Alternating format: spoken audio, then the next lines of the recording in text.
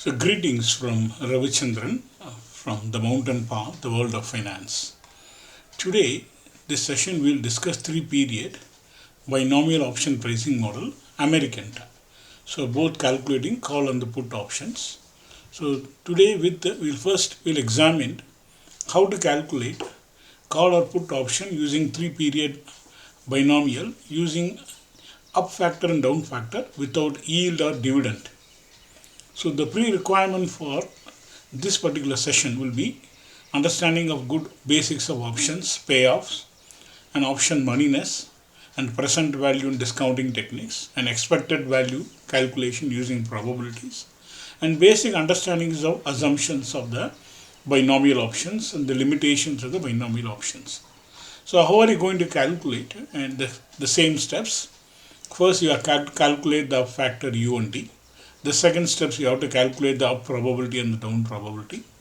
The third step, we are going to calculate the call and the put option payoff value at the end nodes. And the fourth is the discounting factor. And the fifth step is calculation of the expected values and of the up probability and down probability of the option payoff value. And since this is an American option, and while working backwards, calculating the present value of the expected values, we need to examine what is called the optimality of exercising the options yearly.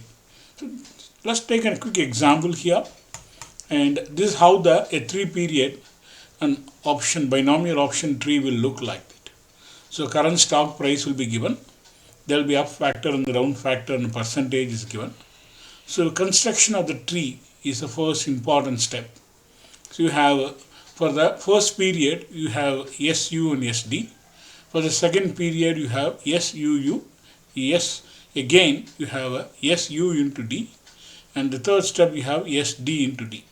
So on the third period you have SU, UU, and you have SU into and U into D. So we will construct the tree first, and second important step is to calculate the U and D, and the third step is to calculate the up probability and the down probability.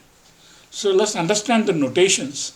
The current stock price is represented by S0, and the probability of the upward price is P, and 1 minus P is the downward probability. We will calculate U and D.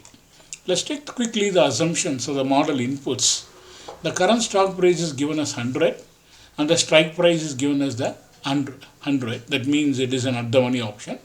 The risk-free rate continuous compounding basis per annum is 5%, and the option expires in 1.5 years, and that is 1 year plus 6 months, 18 months.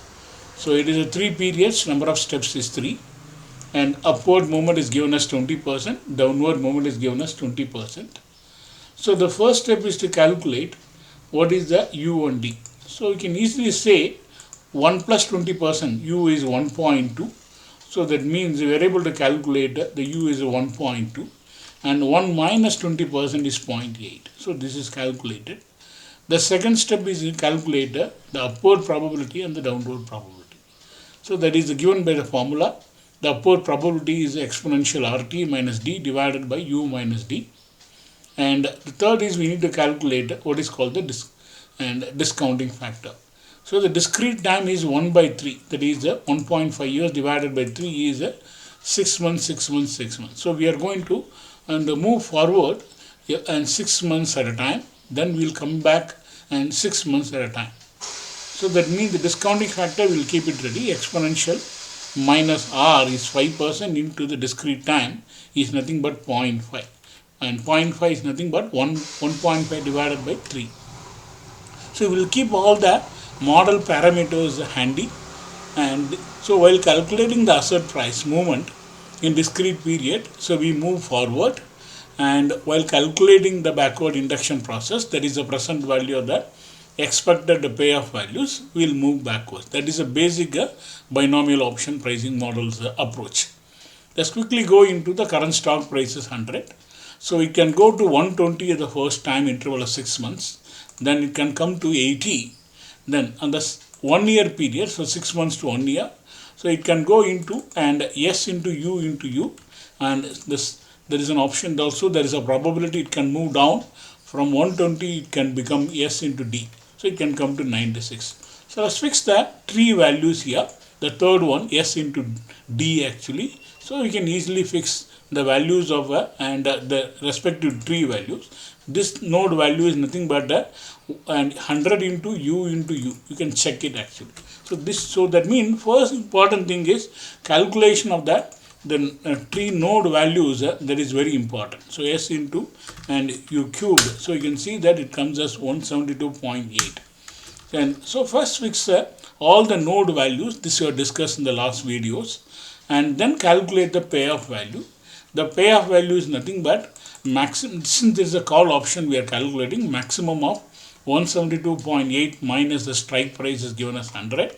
So we can simply and calculate. So once you fix this, so how do you calculate the payoff value? Maximum of and this node value, this minus the strike price, comma 0. We simply fix in the strike price is going to be constant. So we can always fix the strike price. We can simply and copy this actually to get quickly the payoff value of each and every node, provided you have actually placed the adjacent cells correctly. So now we got the payoff value at the end node. So the one-way movement is completed. Now we have to travel backwards. While traveling backwards, we need to calculate the present value of the expected value. So how do you calculate the present value of the expected values? The probability is calculated. So the probability is 56.3%. That is nothing but an exponential RT. T is always discrete time minus D divided by U minus D. So we got the upward probability. The downward probability is 1 minus the upward probability. Now while moving backwards, and we have to calculate and the probability into the upward expected values, and similarly the downward probability into the payoff value. So calculate the expected value, then multiplied by the discounting factor, and you will get what is called the present value of the expected values. Again you calculate and the green cell represents the present value of the expected value.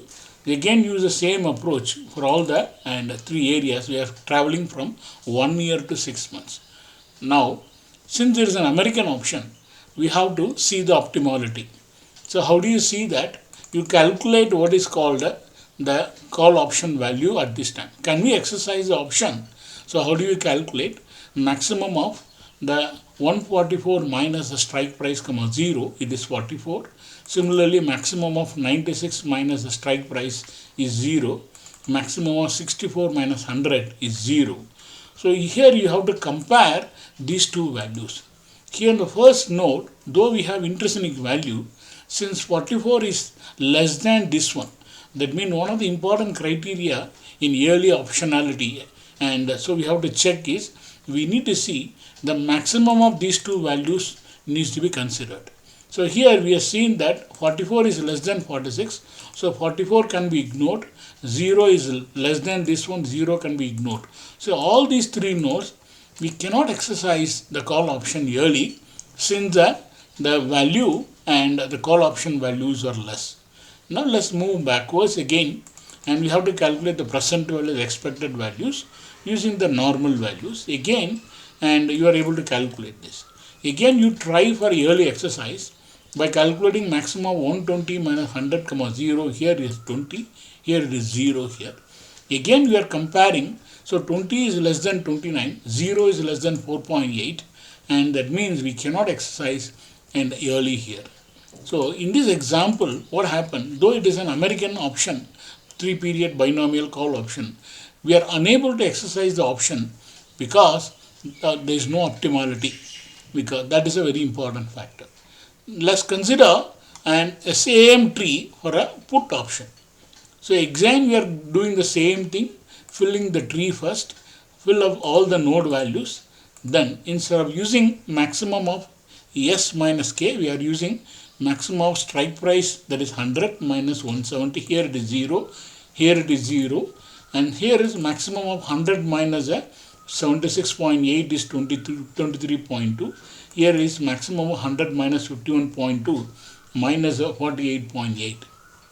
Now, in these two notes, now once you have calculated the values actually of the put option payoff values, the next step is to travel backwards.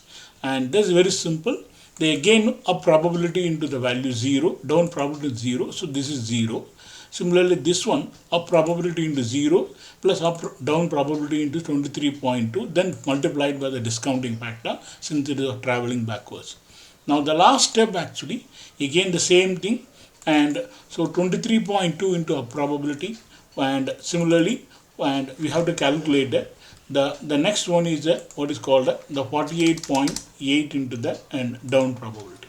So now we are able to calculate and the value here.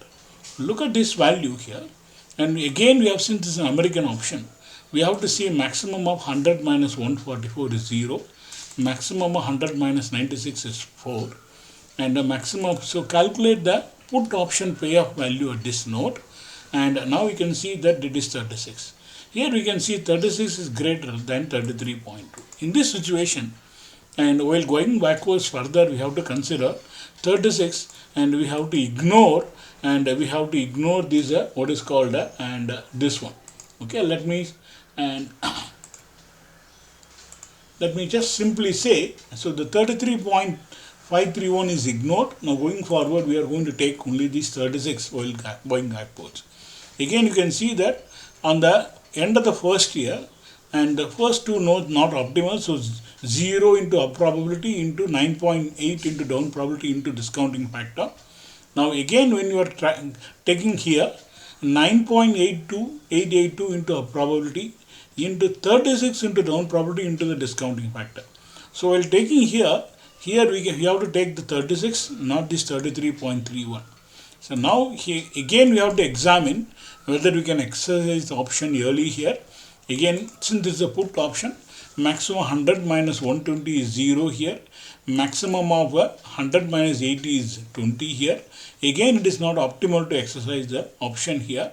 So while taking backwards, we will consider the present value, the expected values, not the payoff value. So we can ignore and here. So the put option value will be nothing but and the present value, the expected value is nothing but 44.209 into up probability, 20.76 in down probability into the discounting factor. So in this example, in a call option, we are not able to exercise it early. Now in the put option, we are able to exercise as one of the node here.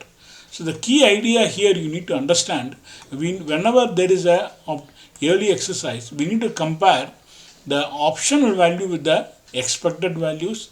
Then if it is more than that, then we will consider, otherwise we can ignore it. So this ends this session. Next session, 3-period American call option, put option, we will use yield and dividend discount and into consideration. Thank you very much.